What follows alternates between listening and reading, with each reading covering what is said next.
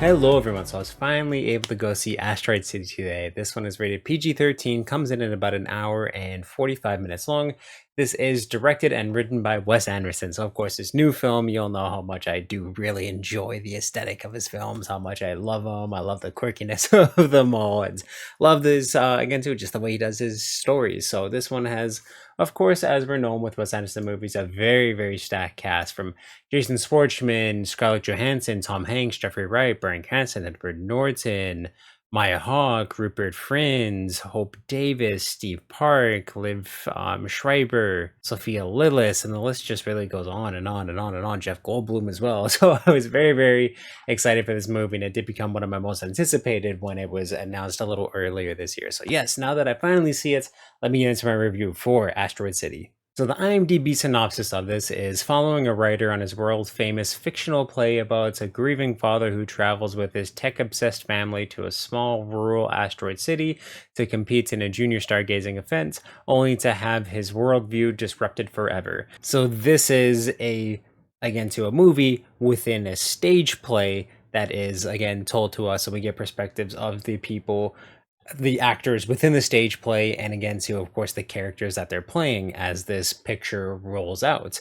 And I thought that was very interesting, and something too that I wasn't actually aware that was going to be happening as I went into this film. I thought it was just going to be about the events in Asteroid City. So really like that dynamic that they had between, again, to the actual stage play and the film itself. But yes, their car breaks down in Asteroid City, again to there while they're there for the convention.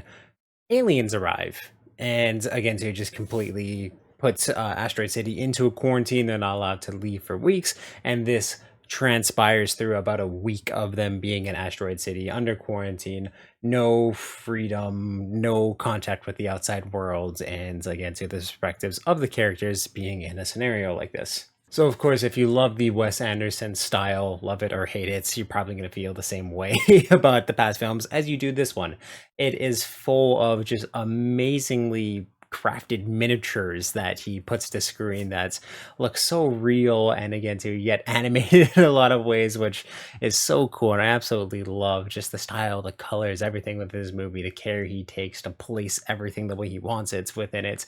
It's an amazingly directed movie, as we've come to expect from Wes Anderson, and an amazingly acted movie too that we come to expect from a lot of the cast that he puts within his movies. He definitely knows exactly what Tony's going for, and the actors deliver on that on every single front.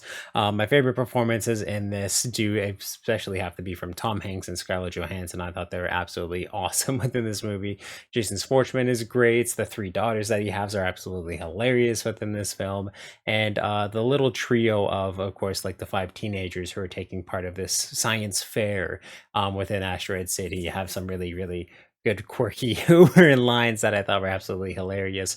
Even too when it comes to the town, the way it's designed is really funny in a lot of ways too. There's an overpass that is closed indefinitely because it was never finished, and it's basically a ramp, one turn, and then a very steep drop. So just little things like that within the world that have a lot of humor to it that I just find very quirky and funny. I did find though that I really like the start of this movie. It was growing to something very good. The alien comes, but I found that it was a little underwhelming in the sense of, again, to the arrival events within it. And then things just got very slow. I was waiting for explanations, but never got it within the movie. And just the way that it paced out felt like it was just getting very convoluted and confusing with no answers, and there was no conclusion to the movie. There's no conclusion to the story.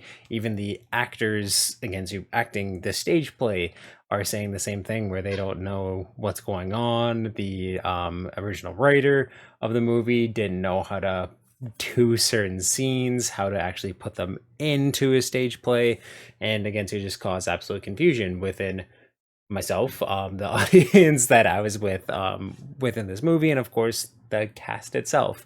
And I find in a lot of ways that it's a little too polarizing and a little too up to your own assumption to fill in the pieces of this movie, but that's done extremely intentionally in a way that I'm trying not to go into spoilers here, but I know it's done intentionally as a way to just kind of tell you not to think too much into it. Sometimes events just happen and unfold in ways that you'll never be able to find an explanation for, or again to such a spectacle where alien arrives and you're forced to basically view this as your own way of life now. Like, this is not something unimaginable as it was when it was happening, and now that it's been a week and they've been under this quarantine, a lot of people get desensitized to the fact, and it just becomes an everyday part of life, so it loses that mystery and excitement and fear and all those emotions that would come in. I don't know if that's what Wes was going for,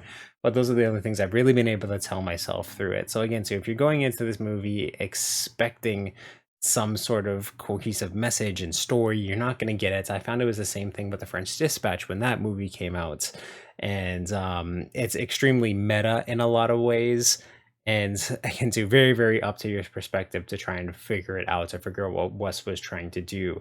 There's also too a bunch of background characters, one spy-like character who's in the entirety of the movie. He has no lines and no explanation as to why he's there. So many things that I don't know if another watch is going to help me understand this movie more. And I feel like the only thing that will is watching like a commentary with Wes Anderson explaining all these little things and what he wanted from this movie, which I don't know if we'll ever get in a lot of ways. So again, so don't go into this movie expecting a cohesive story, because you're going to be a little disappointed within that. But again, it's extremely well directed, extremely well stylized, and if you really like what Wes Anderson does, you'll love this movie. If you don't, stay clear with it, because again, too, I feel like it goes a little too artsy, a little too polarizing to convert anyone into it. Or again, too, if you're stepping into Wes Anderson for the first time, I don't think this is the movie to do it to. I would start with something like Fantastic Mr. Fox, Isle of Dogs, Grand Budapest Hotel, Royal Tenenbaums, things like that to get your taste of Wes Anderson, and then you can try hopping into this one. But yeah, really with everything taken together, I'm going to have to give Asteroid City a 6.5 out of 10.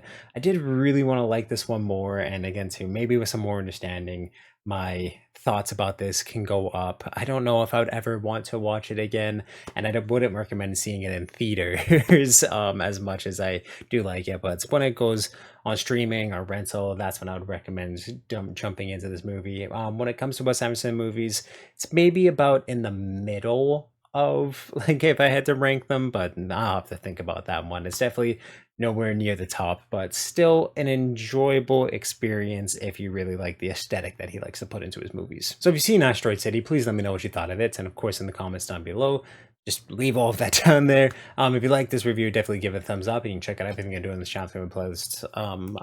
Let's go top here for convenience sake. Thank you for subscribing and turn that little ring around so you know when I upload new videos. And yeah, just awesome, guys.